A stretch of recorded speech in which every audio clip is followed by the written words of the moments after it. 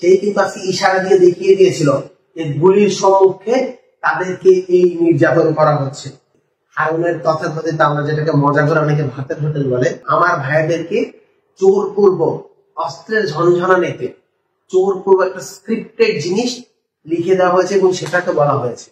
দেখুন, আমার ভাইরা স্পষ্ট করে বলে গিয়েছিল আন্দোলন চলবে, যে মাঠে থাকবে সেই আন্দোলনের লিডার। বৈষম্য বিরোধী ছাত্র আন্দোলন একটা জিনিস স্পষ্ট করেছে, আমাদের লিডারশিপ অর্গানিক ভাবে গ্রো হবে, কেউ অফিসিয়াল লিডার না। এখানে যে মাঠে থাকবে, যে কর্মসূচি দিবে, যে এই আন্দোলনটাকে সুন্দরভাবে পরিচালনা করবে, সেই নেতৃত্ব দিয়ে সামনে আমাদের আন্দোলনকে এগিয়ে নিয়ে যাবে। আপনারা এই যে 6 জন মানুষ দিয়েছেন তাদের সম্পর্কে আমি কিছু কথা বলতে চাই। শুরুতে বলতে চাই, আমার বড় বোন, আমরা তাকে আয়রন লেডি বলে থাকি মজা করে না, সে সত্যিকার আয়রন লেডি। এই ক্যাম্পাসে যখন সন্ত্রাসী ছাত্রলীগরা মারতো স্টুডেন্ট অ্যাক্টিভিস্টদের, তখন সে বুক চিতিয়ে সেখানে দাঁড়িয়ে থাকতো এবং তাদেরকে উদ্ধার করে নিয়ে আসতো। সে নিজে একাধিকবার ছাত্রলীগের হামলার শিকার হয়েছে নারী হয়ে, তবুও সে কখনো পিছপা হয়নি। সেই আমার বড় বোন নুসরাত তাবাসসুমকে আপনারা চেহারা দেখলে বুঝতে পারবেন কি বিশ্রী লেভেলে নির্যাতন করা হয়েছে। তাকে ছাড়া হয় নাই এবং তার থেকে আস্তে আস্তে জোর করে যে জবানবন্দি দেওয়া হচ্ছে। এরপর নাহিদ ইসলামের কথা আসতেছে। আপনারা দেখতে পেয়েছেন এই মানুষটাকে কিভাবে টর্চার করা হয়েছিল। তাকে যে মারা হয়েছে সেই দাগগুলো কিন্তু ফেসবুক, ইউটিউব সব জায়গার ভিতরে আন্তর্জাতিক গোটা বিশ্ববাসী দেখেছে তাকে কিভাবে নির্যাতন করা হয়েছে, তবুও সে পিছপা হয়নি। তাকে দিয়ে জোরপূর্বক স্টেটমেন্ট দেওয়া আছে। আমি বিশ্বাস করি না আমার বড় ভাই নাহিদ ইসলাম শুধুমাত্র নিজের প্রাণের ভয় তিনি এই স্টেটমেন্ট বদলেছেন। এটা স্পষ্ট তাকে তার পরিবার দিয়ে ভয় দেখানো হয়েছে।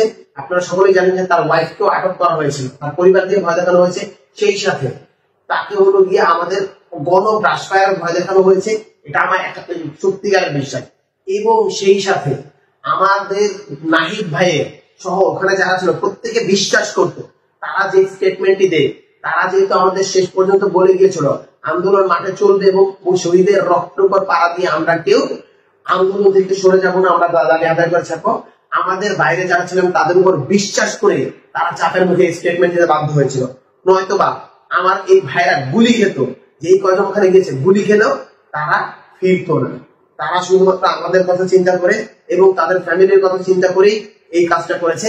আপনারা তাদের চেহারা দেখলে বুঝতে পারবেন অস্ত্রের মুখে। এরপরে আমি বলতে চাই আসিফ মাহমুদের কথা। আপনারা দেখতে পেয়েছেন এই মানুষটা কখনো আপোষ করেন। আমি তো আসিফ মাহমুদ ভাই এর সাথে আমার যতটা বড় ভাই সুলভ সম্পর্ক, তার সাথে বন্ধুত্ব সুলভ সম্পর্ক বেশি।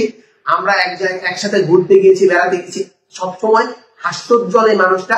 যখনই কোনো সত্য এবং মিথ্যার মাঝে পার্থক্য তৈরি হয়েছে সবসময় সত্য জায়গায় নিয়েছে এবং স্ট্যান্ডলি একদম দাঁড়িয়েছিল কঠোরভাবে। আবু বকর মজুমদারকে আমরা দেখেছি, আপনারা আসিফ মাহমুদকে দেখেছেন যে তাকে বারবার ইনজেক্ট করে তাকে বারবার বুক করে দেওয়া হচ্ছিল এবং বলা হচ্ছিল অজ্ঞান করে ফেলা হচ্ছিল, তবুও সে কিন্তু তার স্ট্যান্ড পাল্টায় নাই। সে একদম যখনই সুযোগ পেয়েছে সে তখনই কঠোর ভাবে আবার সে আন্দোলনে ফিরে এসেছে। আবু বকর মজুমদার তাকে গুম করা হয়েছিল, অন্ধকার ফেলে রাখা হয়েছিল সে সকালে।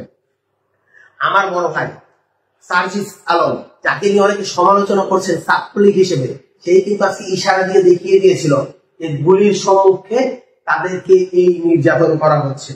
সার্জিস আলম ছাত্রলীগ কেউ থাকলেই সে যে খারাপ মানুষ হয়ে যায় এই জিনিস এখন না। সে কিন্তু আজকের দিনের গুলি করা ছাত্রলীগ না, যারা শিক্ষার্থীদের মুখে তারা না। সে ছাত্রলীগের আমি দেখেছি ছাত্রলীগ থেকে পদত্যাগ করার পর থেকে প্রায় প্রতিদিন সে ছাত্রলীগের কর্মকাণ্ডের সমালোচনা করত, সরকারি কর্মকাণ্ডের সমালোচনা করতো এবং যৌক্তিক সমালোচনা করতো। সে একজন খুবই ভালো মানের ডিবেটর, খুবই ভালো মানের লেখক। আপনারা যদি তার আইডিতে যান আপনারা দেখতে পাবেন আজকে তার যে স্ট্যান্ড এই জিনিসটা নতুন না।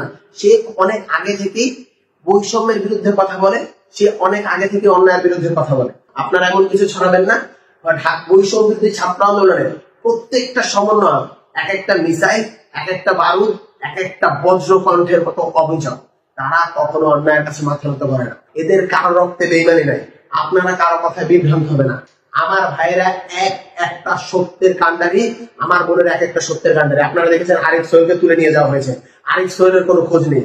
এই আরিফ সোহেল চিন্ত আরিফ সোহেল, এই আরিফ সোহেল সেই আরিফ সোহেল যখন জাহাঙ্গীরনগরে গাছ কাটা হচ্ছিল, পরিবেশ ধ্বংস করা হচ্ছিল, একা পুরো প্রশাসনের সামনে যখন গিয়ে করছিল একা গিয়ে বুক চিতে দাঁড়িয়েছিল যে কোনো গাছ কাটতে দেওয়া হবে না, যদি গাছের বুকে কোপ দিতে হয় তাহলে আমার বুকে আগে কোপ দিয়ে যাবেন।